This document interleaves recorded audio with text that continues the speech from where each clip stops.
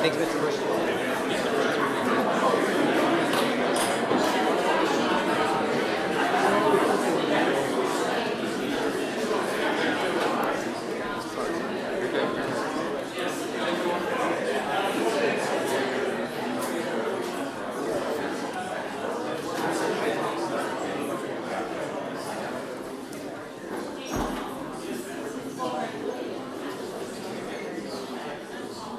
I recommend things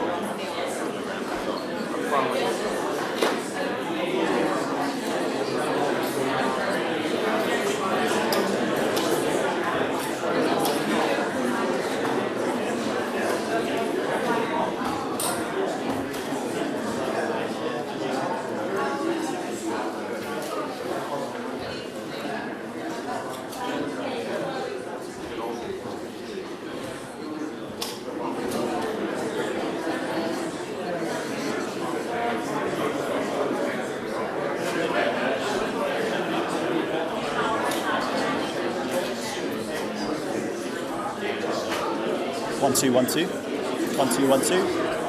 Right.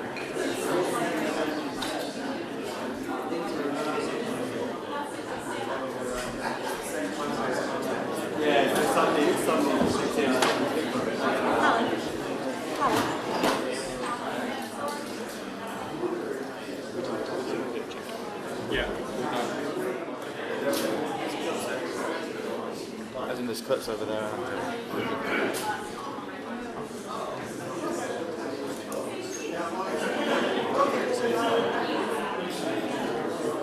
Soon.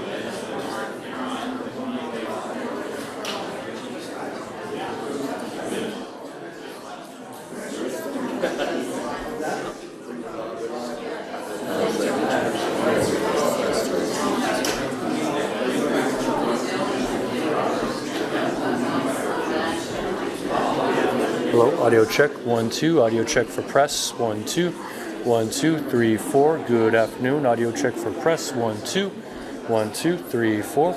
Audio check, 1, 2, 1, 2, 3, 4. I'm getting thumbs up, 1, 2, 3, 4, 5, 6, 1, 2, 1, 2.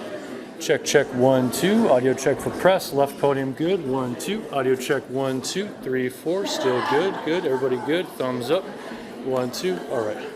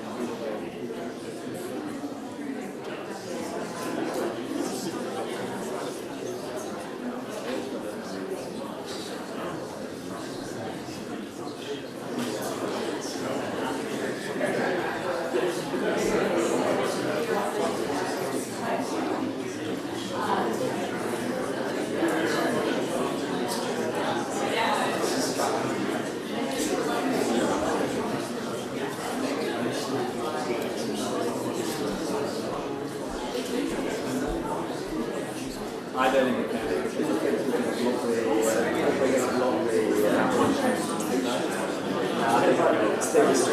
I think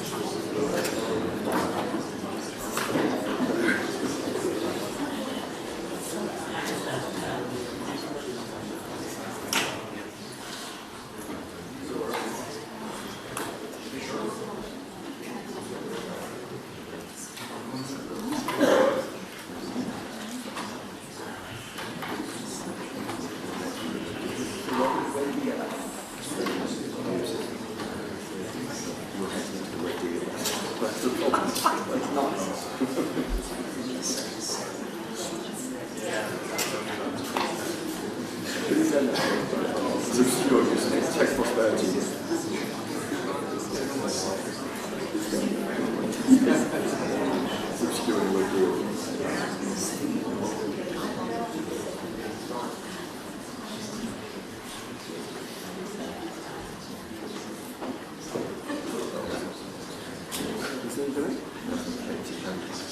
That's really I'll take your time.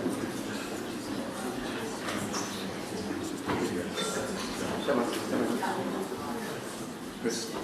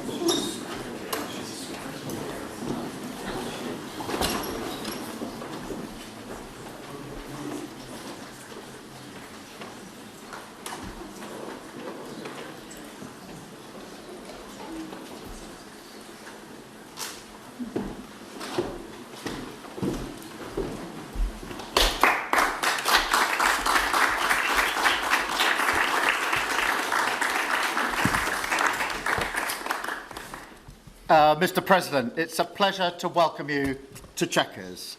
This historic second state visit is a moment to celebrate the unique bond between our two countries. But today we've gone far beyond that. We've renewed the special relationship for a new era. The United Kingdom and the United States stand together today as first partners on defence, first partners in trade with the groundbreaking deal we struck in May, and now with the new agreement that we've just signed this afternoon. We're confirming our status as the first partners in science and technology, ready to define this century together, just as we did the last. This tech partnership has the power to change lives. It's our chance to ensure that technologies like AI, quantum, and others amplify human potential. solve problems, cure diseases, make us richer and freer, strengthen the cause of democracy, not tyranny. This is the territory on which the future will be won. So this partnership today is a signal of our determination to win this race together and to ensure it brings real benefits in jobs, in growth, in lower bills, to put more hard-earned cash in people's pockets at the end of each month. That's what we're determined to deliver. And we're bringing businesses with us. We've just come from a fantastic meeting with business leaders where we set out this vision. They have responded with new deals and investment, breaking every record that we have. £250 billion flowing both ways across the Atlantic. That is a record. Expected to create 15,000 jobs here in the United Kingdom. High-skilled jobs in cutting-edge sectors where people can build careers for the long term, changing lives in communities up and down our country. And look, while we shape this bond for a new era, the fundamentals have not changed. Security remains the cornerstone of this special relationship. We have the deepest, most advanced defence relationship in the world. Our warriors train together and they fight together. Our industries build together, everything from fast jets to the new AUKUS-class submarines. So now, as we drive up defence spending, we're going to sweep away the barriers to working together on new defence technologies so we can stay ahead of our adversaries. We're united in defence and security. Yes, absolutely. But we're also united in the pursuit of peace. We are working together to end the humanitarian catastrophe in the Middle East, get the aid in, free the hostages, and ultimately bring Israel and the region back towards a comprehensive plan which can deliver peace and security for Israelis and Palestinians alike. We're also working together to end the killing in Ukraine. In recent days, Putin has shown his true face, mounting the biggest attacks since the invasion began, with yet more bloodshed, yet more innocents killed, and unprecedented violations of NATO airspace. These are not the actions of someone who wants peace.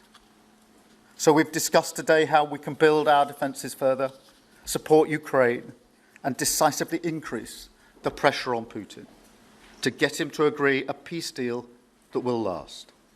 And President Trump, you have led the way here, and we will continue to stand and work together for security and for peace.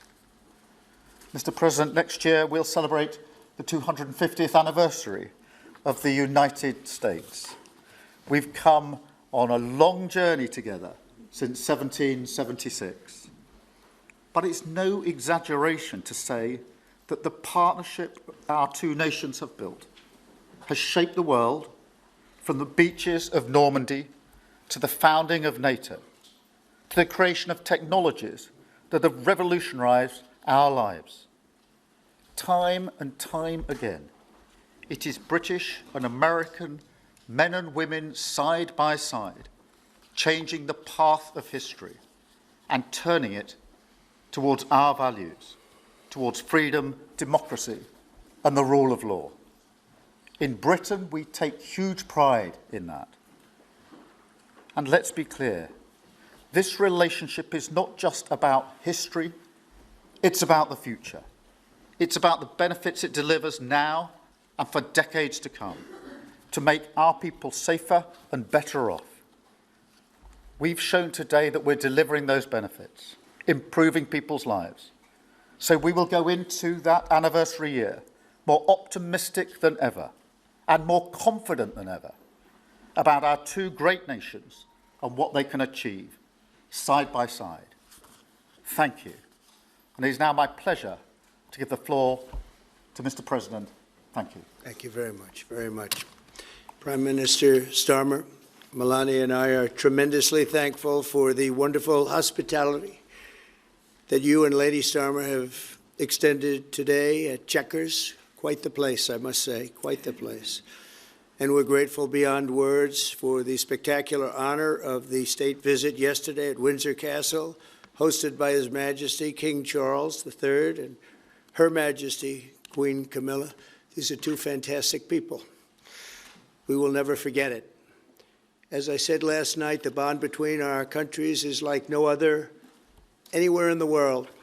The United States and the United Kingdom have done more good on this planet than any two nations in human history.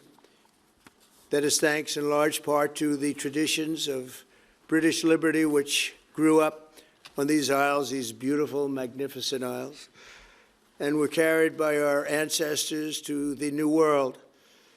We're forever joined, and we are forever friends, and we will always be friends. This enduring connection is why I was thrilled that the United Kingdom was the very first country with which we made a historic trade deal, and a very good trade deal.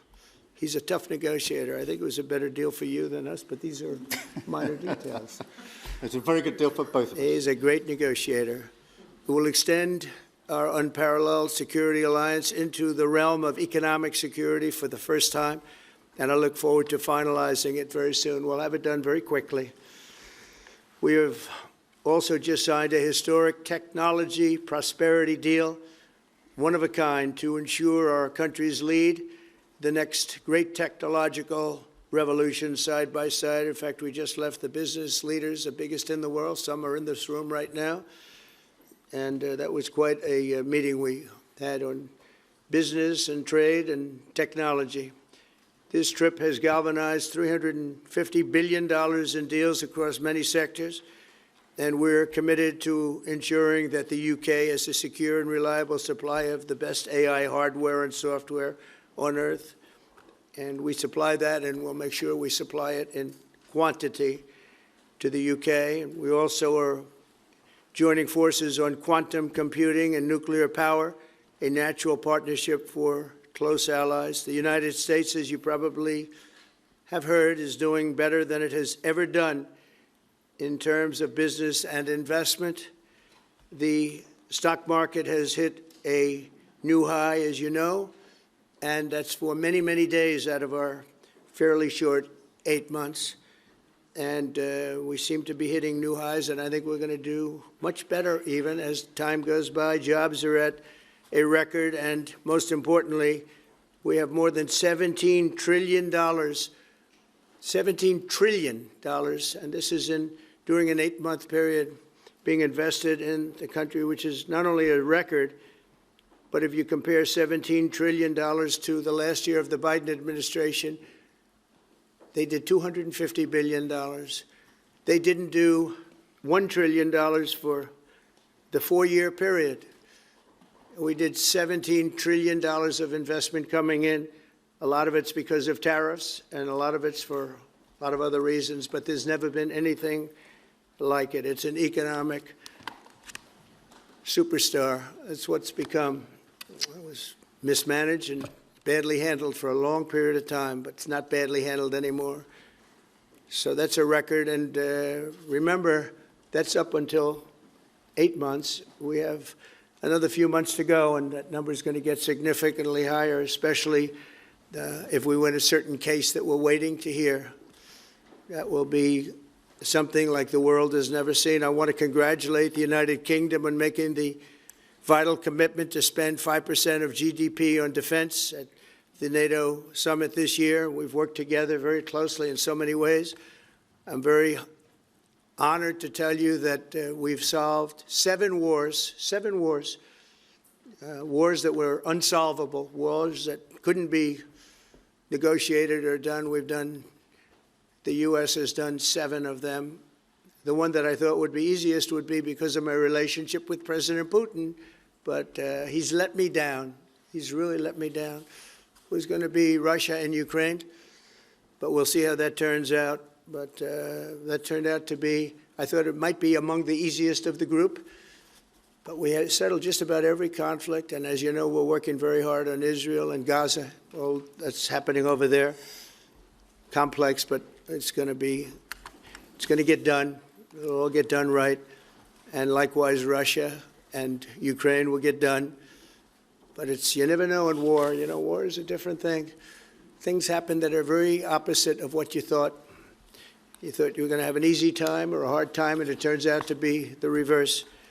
As we saw in the unforgettable parade yesterday at Windsor Castle, what a place it is. The British Armed Forces carry on one of the finest military traditions in the world, one of the greatest marching bands, one of the most magnificent sights I've seen. I know that our service members look forward, and we do look so forward to working even more closely with yours as you push toward that 5% goal. And I think, Mr. Prime Minister, you're just about there. You're going to be there very quickly, along with a lot of other great countries. I want to thank NATO and our wonderful head of NATO, who's really worked very hard, Mark, for the job they've done. As you know, NATO was at 2% GDP, and they didn't pay it. Now they're at 5%, then they pay it. And we appreciate that. And we're sending a lot of weapons to NATO. NATO is paying for those weapons in full. But we're sending them, and we're doing a great job at getting them what they need. And we appreciate the fact that they're taking care of it, because the United States is into that war for $350 billion. And just really very sad. It just got out of control. They didn't know what they were doing. But over the generations, British and American warriors have shed their blood side by side in defense of liberty and freedom. And that's why it's so imperative that the United States and the United Kingdom stand together for these fundamental rights and values of the English-speaking world. And we've always stood together, and we will continue to. Just last week, a great American, Charlie Kirk, was heinously assassinated for speaking his mind. He was a great young man, incredible future. Some people said he might be president someday. I told him, I said, Charlie, I think you have a good shot someday at being president. And he just wanted to take care of youth. He loved youth. I've never seen anybody relate to youth like Charlie, and they related to him, and they're devastated.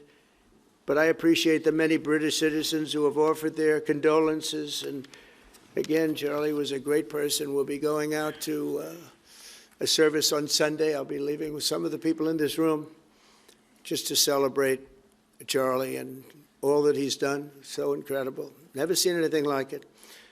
But I hope that together our nations can lead a movement to defend the glorious traditions of freedom on both sides of the Atlantic.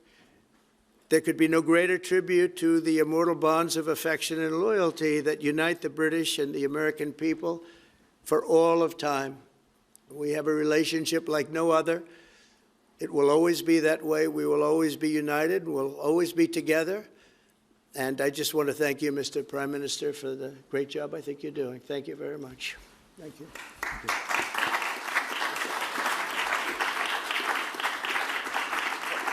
Thank you very much, Mr. President. We're going to take some questions. I'll call 2 or 3 to start with, and then I'll pass over to the President. I've got Chris Mason from the BBC first. Chris. Thank you both. Chris Mason, BBC News. Mr. President, the UK is expected to recognise a Palestinian state in the coming days as the killing in Gaza continues. It often seems that you're the only person that Israel will listen to. What more can you say to them to tell them to stop? And why is the UK's position on a Palestinian state, in your view, wrong? And Prime Minister, what will the recognition of a Palestinian state actually achieve? Is it not just gesture politics to appease people in your own party? Thank you both. Well, Chris, let me just start with that, because we discussed this amongst other things. We had the best part of an hour, I think, upstairs earlier today, just one-to-one, going through a number of affairs, world affairs, in private. And we absolutely agree on the need for peace and a roadmap, because the situation in Gaza is intolerable. The hostages have been held for a very, very long time, and they must be freed. And we need aid to get into Gaza at speed. And so it's within that context of a plan for peace, which we're working hard on, which not only did we discuss this morning, but our two teams have been working together on, that the question of recognition needs to be seen. And so it's part of that overall package which hopefully takes us from the appalling situation we're in now to the outcome of a safe and secure Israel, which we do not have, and a viable Palestinian state. Thank you. Well, simply, I want the hostages released now, right now, not 1, 2, we'll give you 3 more tomorrow, and, you know, like it's been, but we're the ones that got all the hostages released. We got many, many came to the Oval Office, and I've heard stories like I've never thought even possible. There was no humanity, no anything. I said to them, I said, was there any warmth shown during this stay, like they offered you a little extra meal, they gave you a little smile, and they said, don't worry, you'll be okay. And every one of them said, not even a little bit. Amazing, you know, to think that during this stay, long stay, in some cases, we had a man the other day, 451 days he was there. I always ask that question. And was there any warmth shown? Just a little word of, you know, encouragement. And the answer is every time, absolutely not. I'm shocked to hear it, because in the worst cases, there's always somebody that comes through. We have to remember October 7th, one of the worst, most violent days in the history of the world, not just there, the history of the world. And I got to see the tapes, and I wish I didn't see them, actually. But I got to see them. And I want an end. I want the hostages released. And I think it's going to be okay, but it has been a brutal period of time. But this has been going on for a long time. This is not something that's over the last year, 2 years. But this has been for decades and decades. But we want it to end. We have to have the hostages back immediately. That's what the people of Israel want. They want them back. And we want the fighting to stop. And it's going to stop. But a lot of bad things. You know, Hamas said that they're going to put the hostages up as bait. They're going to put the hostages in front of any attack. And that's pretty brutal. We haven't heard that one in a long time. So we have to remember that. So I have a disagreement with the Prime Minister on that score. Okay? One of our few disagreements, actually. Sorry. Can I take Jack from The Sun? Jack. Thank you both. Jack Elson from The Sun. Mr. President, in the 9 months you've been in office, you've been incredibly successful in all but eliminating crossings on your southern border. Yeah. Meanwhile, illegal migration is at record levels in Britain. The Prime Minister is trying to tackle that. What advice would you give to the man standing next to you on trying to stop illegal migration in Britain? And Prime Minister, if I can just ask, the President is all about drill, baby, drill in terms of trying to secure American energy and cut bills for Americans. Meanwhile, you are turning Britain's back on oil and gas in favour of renewable energies, such as wind turbines. Why do you think that you are right and he is wrong? So we had millions of people flowing in, totally unchecked, totally unvetted from the Biden administration. 25 million, in my opinion, that would be about 25 million. They came from prisons, they came from mental institutions, they were gang members, they were drug dealers. They came from the Congo. They came from all parts of South America. They came from everywhere. Think of it, prisons from the Congo being released into the United States, prisons opened up in Venezuela and many other countries pouring into the United States. And I couldn't believe it. One of the reasons I decided to run. I decided to run because I don't want to be controversial. But you see what's happened, and you see all the information that's come out. We won in 2020 big. And I said, let's run. We got to run, because I saw what was happening. And the worst thing that I saw was all of these people. You know, we've already solved inflation. We've solved prices. Oil is way down. Energy is way down in the United States. But what I saw happening with millions of people pouring into our country, I couldn't stand to watch it. And we've done a great job. Nobody, if you've seen the last, I appreciate your question, by the way, nobody, absolutely zero, and I'm not even sure that's possible, but it's a very liberal group that come out with those statistics. The last 3 months, we had zero.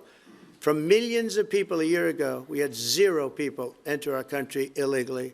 And we do have people coming in legally through a legal process and testing and lots of other things. I think it's very important, and we speak about it. And I think your situation is very similar. You know, you have people coming in, and I told the Prime Minister I would stop it, and it doesn't matter if you call out the military, it doesn't matter what means you use, but it's going to destroys countries from within. And we're actually now removing a lot of the people that came into our country. It's a very hard chore. We were given a very, very bad hand. Millions of people came in from prisons and mental institutions. We have to remove them. And we are removing them. We have no choice, and I feel very strongly about it. Thank you very much. Jack, let me just deal with the question of returns, because this is obviously an issue we're taking incredibly seriously. We've struck a number of deals both on cooperation with other countries, because this is a problem right across Europe, to tackle the problem of actually breaking up the gangs that are running this trade. We have had a record number of returns, over 35,000 now since we came into office. That's the highest number for the best part of 10 years. We struck the returns arrangement with France, and notwithstanding the challenges to that scheme, which you've seen in the last few days, a flight went off at 6:15 this morning, successfully returning someone under that scheme. So that is an important step forward. Obviously, there's no silver bullet here. There's a range of things that need to be done.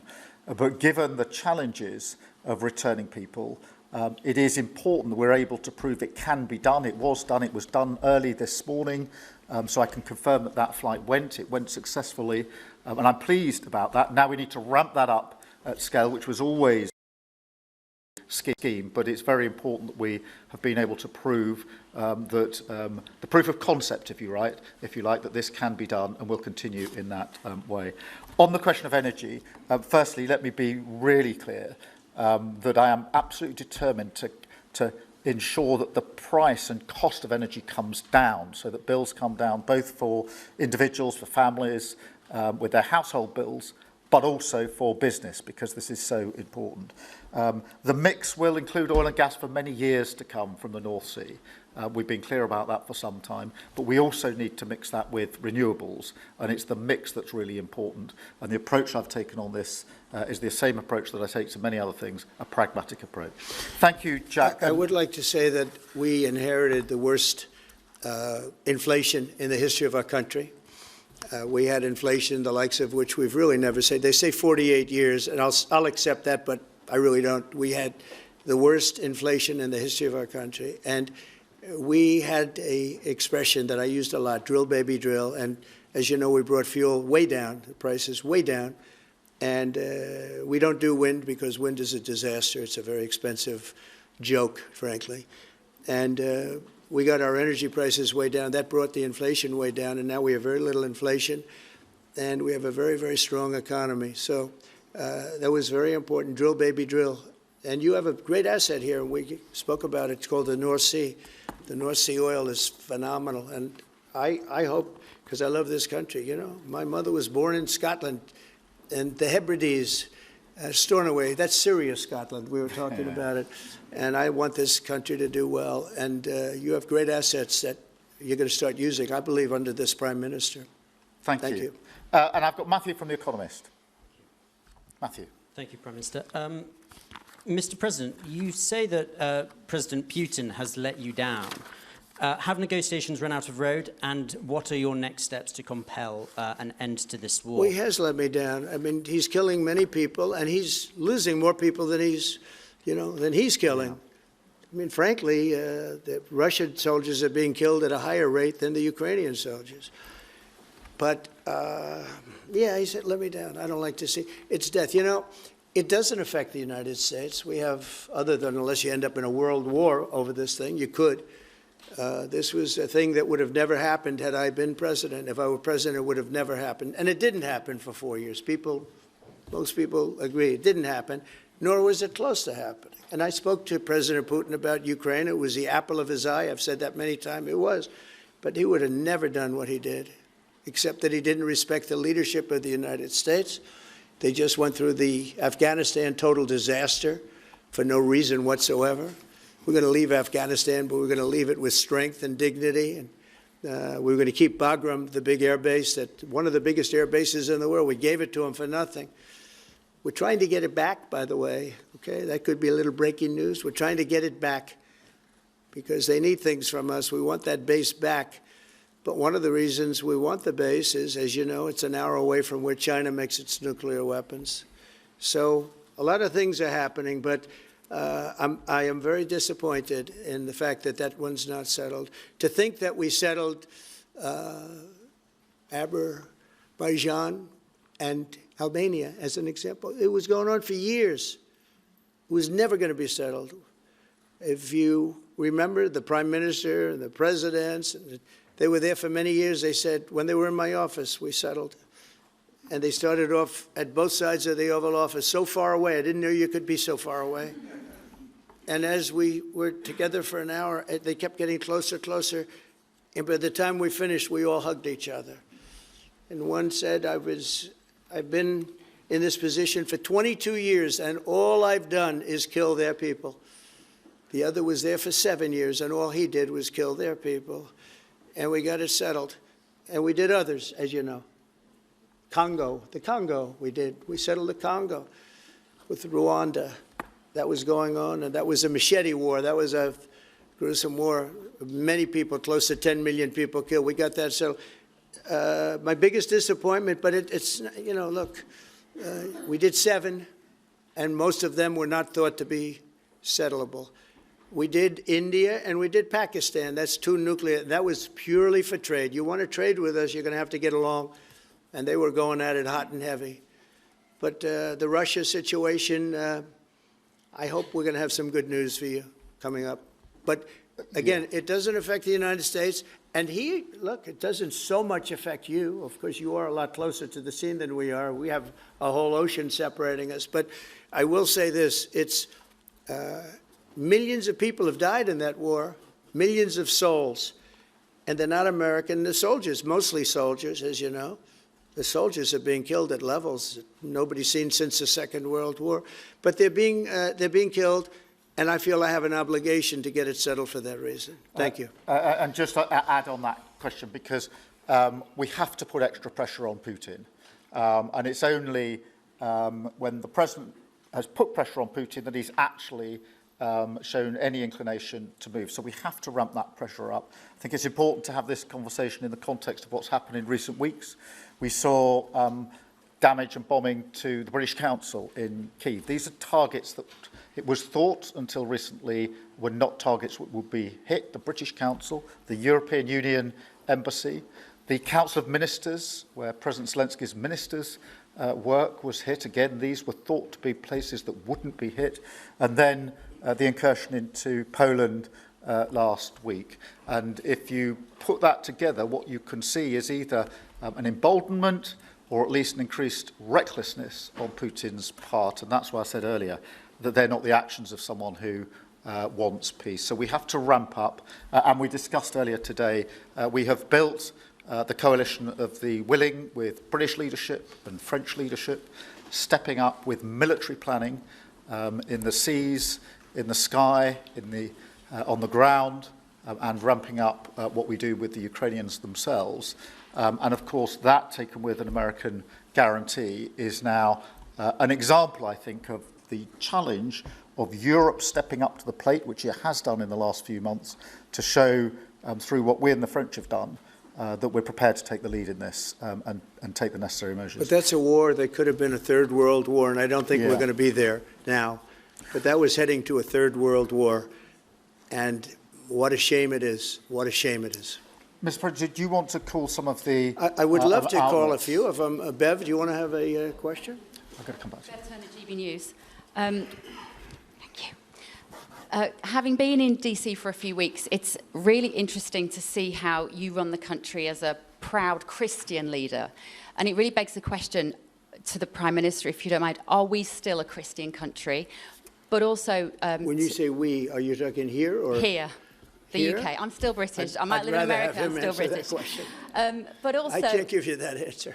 That's for the Prime Minister. But also, despite what we talked about in Scotland a few weeks ago, we still have 12,000 people a year here being arrested for social media posts, for free speech violations.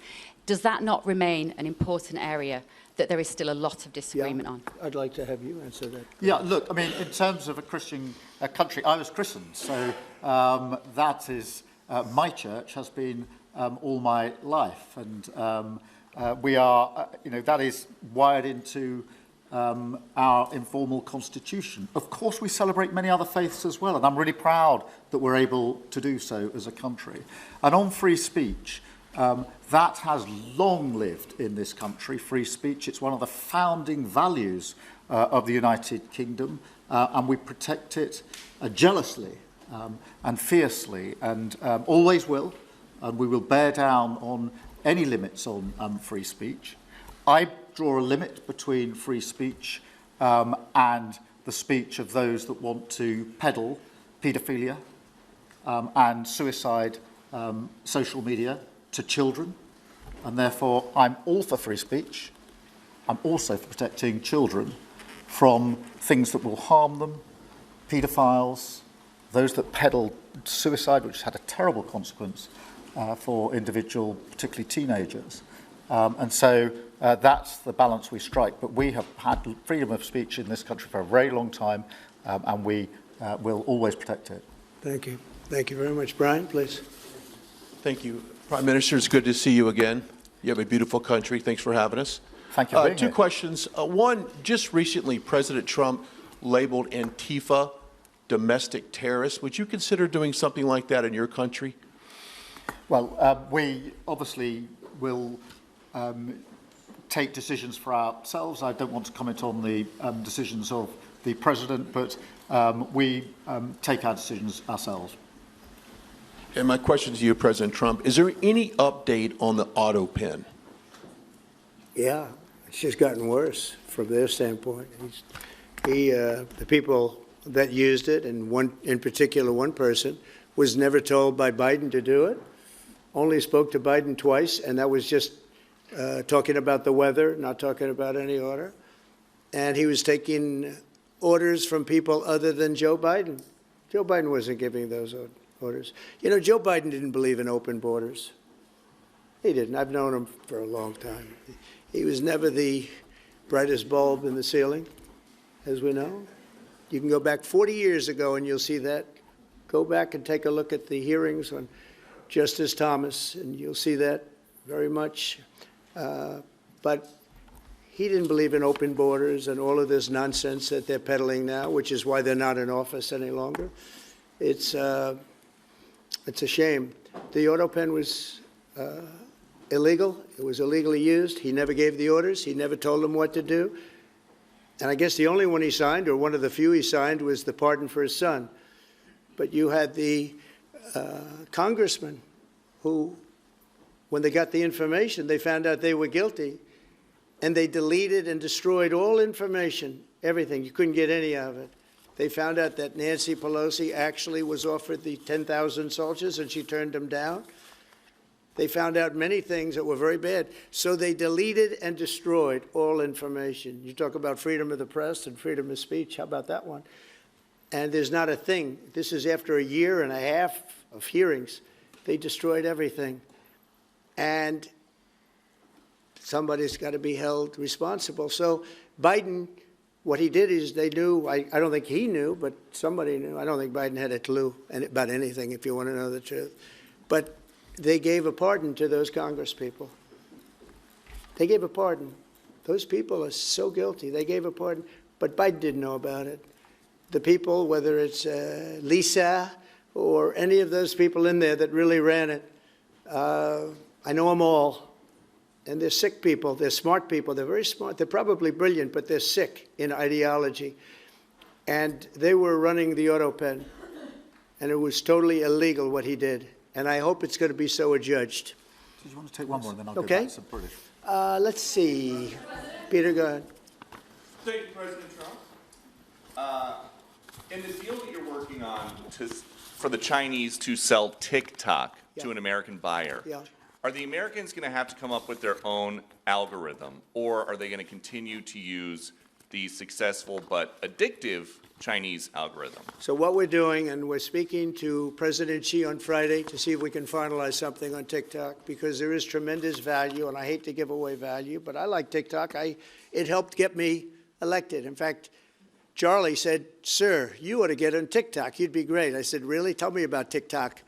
And we, as you know, we did unbelievably well with youth, like at a level that no Republican has ever even dreamt of. And in what, look, I think we won it for a lot of reasons, but that was a reason we won the election by such a big number.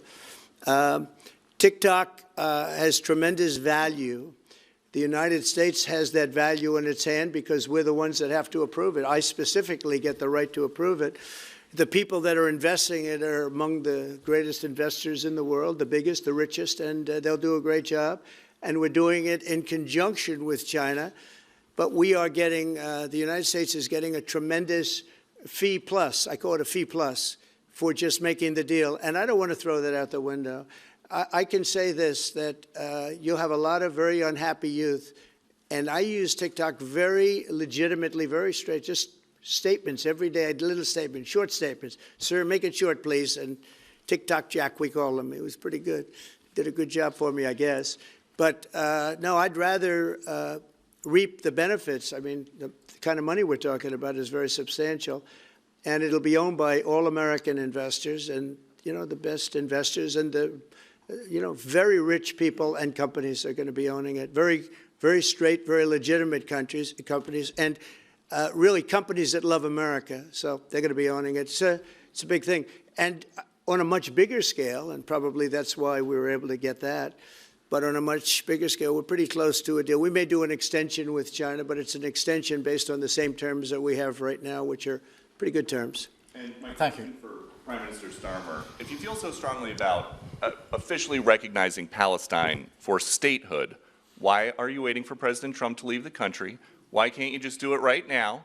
And isn't there a risk in rewarding Hamas with that? Well, let me be really clear about Hamas. They're a terrorist organisation who can have no part in any future governance in Palestine. And what happened on October the 7th was the worst attack since the Holocaust. We have extended family in Israel. I understand firsthand the psychological impact that had across Israel. So I know exactly where I stand in relation to Hamas. Hamas, of course, don't want a two-state solution. They don't want peace. They don't want a ceasefire. So I'm very clear where I stand on Hamas. Okay. On the question of recognition, I made my position clear at the end of July as to the timing, which has got nothing to do with this state visit, and I've discussed it with the President, as you would expect amongst two leaders who respect each other and like each other and want to bring about a better solution in the best way that we can. Thank you so much. Can I go back then to Robert at ITV? Robert Peston, ITV. Mr. President, you uniquely, you alone in the whole world, have the power to persuade Prime Minister Netanyahu to stop the demolition of Gaza City, to stop the starvation of Palestine, and to stop the killing of civilians. If not now, when will you exercise that power and tell him to stop? Sure. And then for both of you... But you do understand about October 7th. You do understand. So believe me, I understand. One of the worst days in the history of humanity. What happened, I have seen the tapes. Babies that are 4 months old and just chopped up to pieces. And you've seen the tapes and I've seen the tapes. You're a professional and so am I. And people forget about October 7th. I can't forget about it. So I want it to end, but I want the hostages back. I don't want the hostages used as human shields, which is what Hamas is threatening to do. But as soon as they're back, that's the moment you will tell Netanyahu to stop. Well, it would certainly help, but I have to have the hostages back. And I don't want them back piecemeal, as I said before. I want them back. And on a separate issue, free speech, your Vice President, Vance, said that free speech is under attack in the UK. Do you agree with him? And Prime Minister, we saw the dismissal of a very well-known chat show host in America last night, Mr. Kimmel. Is free speech more under attack in Britain or America? Well, Jimmy Kimmel was fired because he had bad ratings more than anything else, and he said a horrible thing about a great gentleman known as Charlie Kirk. And Jimmy Kimmel is not a talented person. He had very bad ratings, and they should have fired him a long time ago. So, you know, you can call that free speech or not. He was fired for lack of talent. Yeah, please, go ahead. Yeah, I mean, firstly, on the question of Charlie Kirk, can I just express how shocking that is, I think, to everybody who believes in free speech and in democracy. It sent shockwaves through the world, and I know that he was a friend of the president, and I reached out straight away to the president because I understood how impactful it'd be on him and his family. And we all need to be absolutely clear about that. Whatever our political views, it is shocking and is to be condemned. On free speech, not much to add to the answer I gave earlier. This country's had free speech for a very, very long time. It is part of who we are as a country, and it is the values that we fought for. We fought for it during the Second World War alongside each other. So we need no reminding of the importance of free speech in this country. Thank you, Robert. And I go to Beth for the final question, please. Beth. Thank you so much. Sky. Thank you, Beth Rigby, Sky News. Thank you, Prime Minister. If I could start with you. Prime Minister, President Trump has said he's ready to impose major sanctions on Russia if NATO countries stop purchasing Russian oil. He's got a point, hasn't he? Is that what you now believe is needed to bring Putin properly to the table? And what's your message to the President on US sanctions? And Mr. President, if I may, the King praised your personal commitment last night to finding solutions to the world's most intractable conflicts. You have invested much of your time and effort in Ukraine, but even as you seek to broker a deal, President Putin is escalating the war. He's firing drones into NATO airspace. You say he has let you down. Was it a mistake to invite him to Alaska? Do you regret it? No. And is it time to squeeze him, sir, and scare him and impose sanctions? And finally, if I may, the elephant in the room, Lord Mandelson, he is no longer the ambassador. Do you have some sympathy with him that he lost his job over historic links to Jeffrey Epstein? Thank you very much, sir. I don't know him, actually. I had heard that, and I think maybe the Prime Minister would be better speaking of that. That was a choice that he made, and I don't know. What is your answer to that? Well, I mean, it's very straightforward. Some information came to light last week which wasn't available when he was appointed, and I made a decision about it, and that's very clear. On the question of the pressure on Putin and on Russia, which is obviously really important, look, I think it is a challenge to Europe. There are a number of European countries which are too reliant on energy from Russia.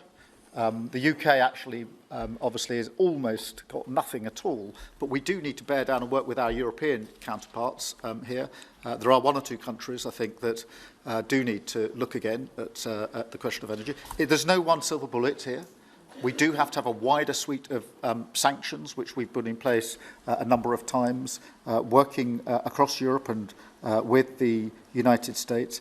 And of course, we must, and we are, making sure that Ukraine is in the strongest position now, because one of my long concerns here has been that whilst we talk about a ceasefire, and we all want a ceasefire, and we talk about what might happen after a ceasefire, we mustn't forget that Ukraine needs our support now. And we've said we stand with Ukraine from the start to the finish, and that means we must continue to supply them with what they need in order to fight this war, which of course resulted from and is a result of Russian aggression. We have particularly done the sort of leadership role in the coalition of the willing, so that if there is a ceasefire and if there is a deal, and I do hope there is, that is then lasting and not then broken, because given previous history, I don't trust Putin. Thank you. Very simply, if the price of oil comes down, Putin's going to drop out. He's going to have no choice. He's going to drop out of that war.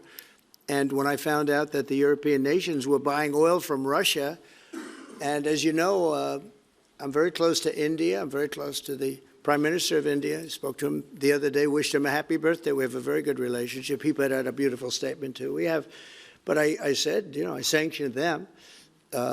China is paying a very large tariff right now to the United States. But I'm willing to do other things, but not when the people that I'm fighting for are buying oil from Russia. If the oil price comes down, very simply, Russia will settle. And the oil price is way down. You know, we got it way down. We're drilling and we produce more oil than anybody else in the world. We're doing a lot. But I was disappointed to see that. And the Prime Minister was disappointed to see that. And it wasn't him. It was other countries. And you can't do that. You can't do that. You can't. That's not playing fair with the United States. And we can't have that. Thank you. Thank you very much indeed. Thank you. Thank you. Thank you.